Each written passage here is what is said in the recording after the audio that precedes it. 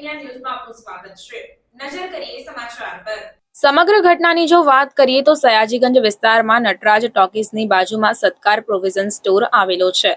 ત્યાં ગત 25મી તારીખે 9 યુવાનો સિગરેટ પીવા આવ્યા હતા અને ત્યાં તેઓએ એક સિગરેટનું પેકેટ માંગ્યું હતું, જેની કિંમત 120 રૂપિયા હતી. ત્યારે યુવકો દ્વારા 100 રૂપિયા જ આપવામાં આવ્યા.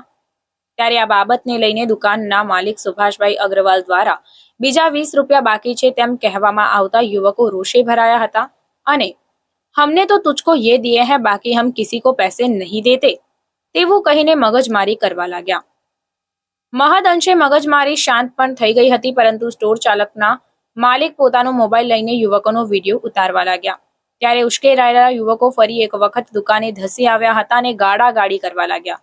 ત્યારે રોષે ભરાયેલા એક યુવકે પોતાની ડિક્કીમાંથી પિસ્તોલ પણ કાઢી હતી, પરંતુ પિસ્તોલ નીચે પડી ગઈ, તેથી અન્ય મિત્રએ તે પિસ્તોલ ખિસ્સામાં મૂકી દીધી હતી.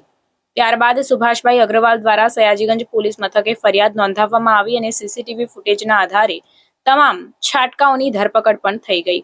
ત્યારે જાણવા મળ્યું છે કે ક્રાઇમ રેટનો હિસ્ટ્રી શીટર ફારૂક છાપરાલો આ છટકામાં એક સંબંધી પણ છે. મહત્વનો વિષય એ છે કે હાલ જે રીતે વડોદરા શહેરમાં એક બાજુ પોલીસ સઘન ચેકિંગ કરી રહી છે, ત્યારે બીજી બાજુ ચૂંટણીને અનુલક્ષીને જૂના ગુનાહિત ધરાવતા વ્યક્તિઓની ધરપકડ કરવામાં આવે, ત્યારે બીજી બાજુ ફરિયાદીના કહ્યા મુજબ જે છોકરાઓએ બંદૂક કાઢી હતી તેની પણ ધરપકડ થયા બાદ જામીન પણ થઈ જતા ક્યાંક ને ક્યાંક ચર્ચાનો વિષય બન્યો છે. હું વડોદરામાં સ્ટેશન રોડ પર એસ ડેપોની બાજુમાં સુભાષ અગ્રવાલ સત્કાર સ્ટોર નામની દુકાન ધરાવું છું. 25 તારીખના રાત્રે લગભગ 10 વાગ્યાની આસપાસ 5 જણા મારી દુકાને સિગરેટ ખરીદવા માટે આવેલા.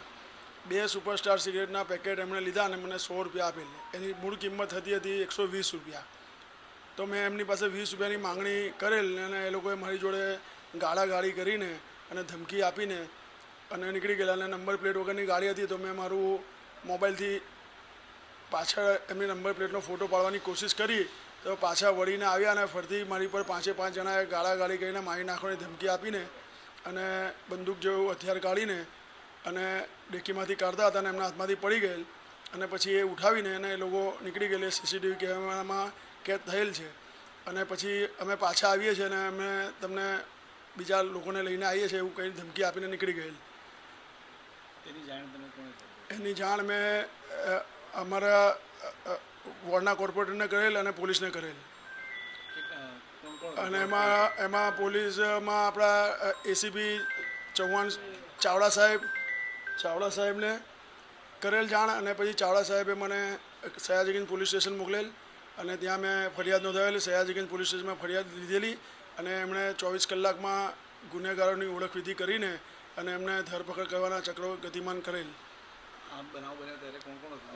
દુકાને હું હતું અને મારા 2 માણસ હતા નોકરી કરે. પહેલાં કોઈ દિવસ નથી આવ્યા, પહેલી વખત જ આવેલા અને કહે છે કે અમે તો તમને 100 રૂપિયા પણ આપ્યા, પણ બીજી જગ્યાએ તો અમે પૈસા પણ નથી આપતા, એટલે અમારી પાસે કોઈ હિંમત પણ નથી કરતું પૈસા માંગવાની. એમ મેં કહ્યું એ મારે ત્યાં નહીં ચાલે. મેં કીધું તો એ લોકોએ મને બહુ ગાળો આપી. એટલે હું આવી અત્યારે અહીંયા સામાજિક કાર્યકર બી છું, બીજેપીમાં વોર્ડ નંબર 3માં મંત્રી પણ છું. પણ આવો બનાવ મારી 83થી હું આ દુકાને બેસું છું, પણ આવો બનાવ મારી જોડે કોઈ દિવસ બન્યો નહીં. 10 વાગે. હા. અને પછી મારી નાખવાની ધમકી આપીને નીકળી ગયેલી કે પાછા આવીએ છીએ. મેં કીધું કંઈ વાંધો નહીં, આવો. હા. અને મારા બીજા કસ્ટમર બી બહાર ઊભા રહેલા, એ બી બચારા ગભરાઈને બધા ભાગી ગયા. નહીં, પોલીસ પેટ્રોલિંગ સારું છે, પોલીસની કામગીરી બી સારી છે, એવું નથી. પોલીસ પર કોઈ એલિગેશન થાય એવું નથી. બધા ડેલી PCR વાન બી ફરતી હોય છે આ તે. પણ આ અસામાજિક પ્રવૃત્તિ કરનારા છોકરાઓ હતા, કેમ કે એમનો ભૂતકાળ બી એમના પૂર્વજોનો ભૂતકાળ બી એવો રહેલો છે એવું જાણવા મળેલ છે. ઓળખ પરેડ થઈ તો ક્યાંના નીકળે છે? ઓળખ પરેડ થઈ તો એ કમાટી બાગના કંઈ 2 છે, કલ્યાણનગરના 2 છે અને એક ફતેહગંજ સદર બજાર ડેલાનો છે છોકરો. નામ મને ખબર નથી. શું નામ? સુભાષ અગ્રવાલ.